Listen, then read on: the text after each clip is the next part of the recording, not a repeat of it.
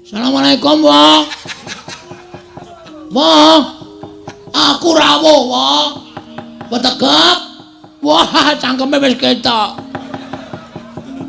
Ngandel ora? Rak ming padha karo diisin-isin kita kowe, Gong. Lho kok kaya suarane ponak aku Bagong ya, Lung. Sajake. Wong, aduh liwat niki, Wong. Lawange ndi, Wong? Lawange ngarep kuwi Cah Edan. Oh iya, Cak Kendir. Wis aja tok wangri ndak malah ora kajen kowe. Aku sowan ya, Wong, Petegep. Banyak sekali budaya yang ada di Indonesia, ada wayang kulit, wayang orang, ketoprak dan sebagainya itu kalau bisa dianimasikan semua karena itu adalah aset bangsa sehingga kita tidak terisi oleh animasi-animasi luar negeri yang sifatnya itu tidak mendidik sehingga nantinya budaya kita akan tetap jaya, budaya kita akan tetap lestari dan budaya kita tidak akan punah di telan dunia modern.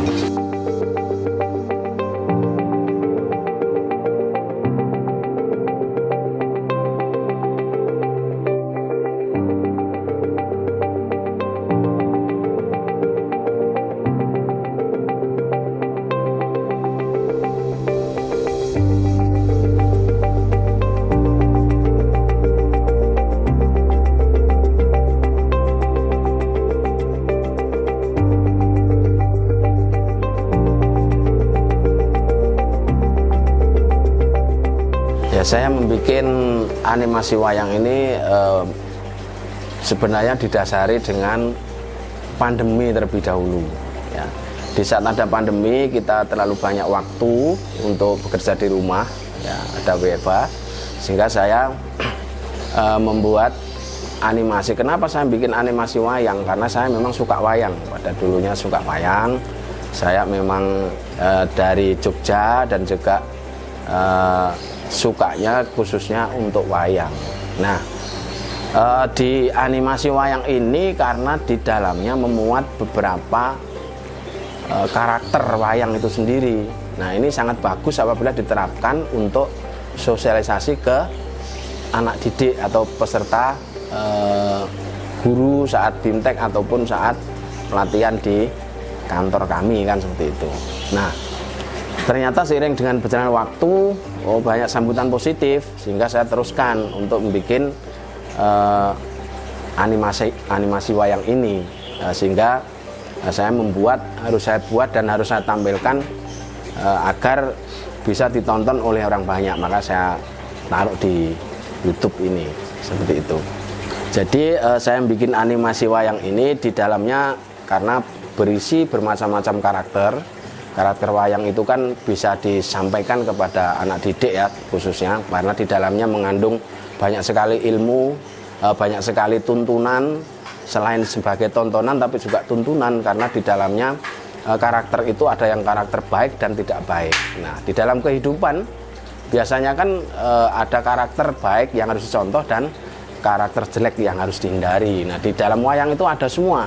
Karena di dalamnya memang dulunya wayang itu dipakai untuk dakwah untuk para wali ya yang disampaikan kepada rakyatnya yang ada di sekitar wali tempat tinggal itu sehingga dia mampu menyampaikan dakwahnya secara cepat karena masyarakat itu akan suka pertunjukan daripada langsung berdakwah seperti itu.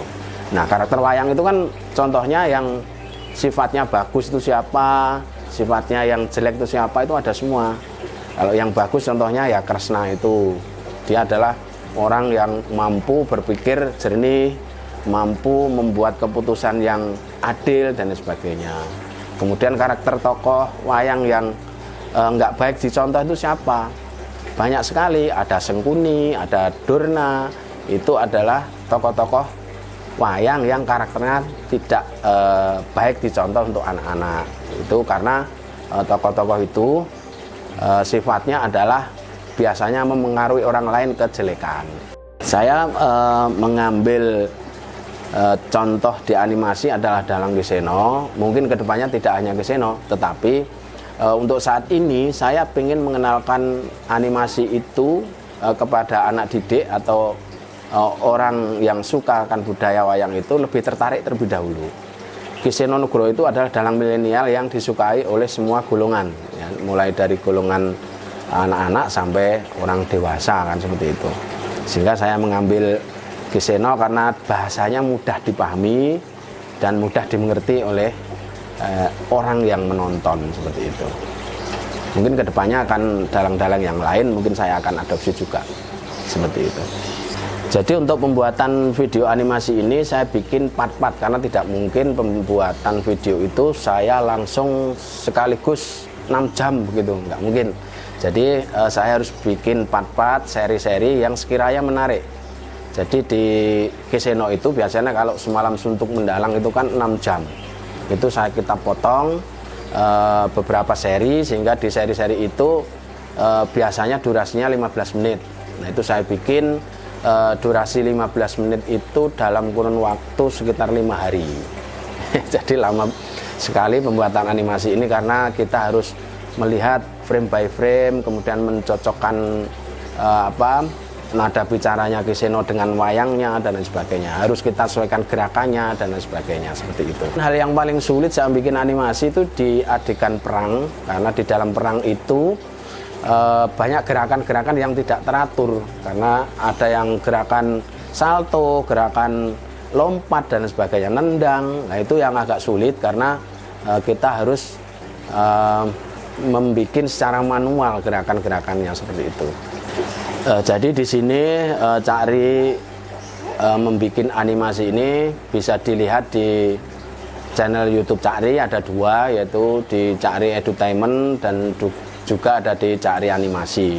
Di dua-duanya sama, berisi tentang animasi, cuman yang di Cak Ri Edutainment itu berisi tentang pembelajaran juga. Ya, ini untuk guru-guru di saat pandemi dulu sebelum mereka mengajar bisa melihat materi apa yang ingin diajarkan, kemudian cara pembelajarannya bagaimana, itu ada di Cak Ri Edutainment. Karena kebetulan Cak Ri juga berkecimpung di dalam dunia pendidikan. Jadi harapan kami ke depan dengan adanya animasi ini, Cak Ri ingin menjadi pelopor, terutama untuk teman-teman yang ahli animasi, itu bisa membuat animasi-animasi serupa terhadap banyaknya budaya yang ada di Indonesia. Nah ini banyak sekali budaya yang ada di Indonesia, ada wayang kulit, wayang orang, ketoprak dan sebagainya, itu kalau bisa dianimasikan semua, karena itu adalah aset bangsa, sehingga kita tidak terisi oleh animasi-animasi luar negeri yang sifatnya itu tidak mendidik. Nah itu, karena saya yakin teman-teman yang ada di Indonesia, terutama anak-anak muda ini yang ahli atau jago animasi, sehingga nantinya budaya kita akan tetap jaya, budaya kita akan tetap lestari, dan budaya kita tidak akan punah di telan dunia modern seperti itu.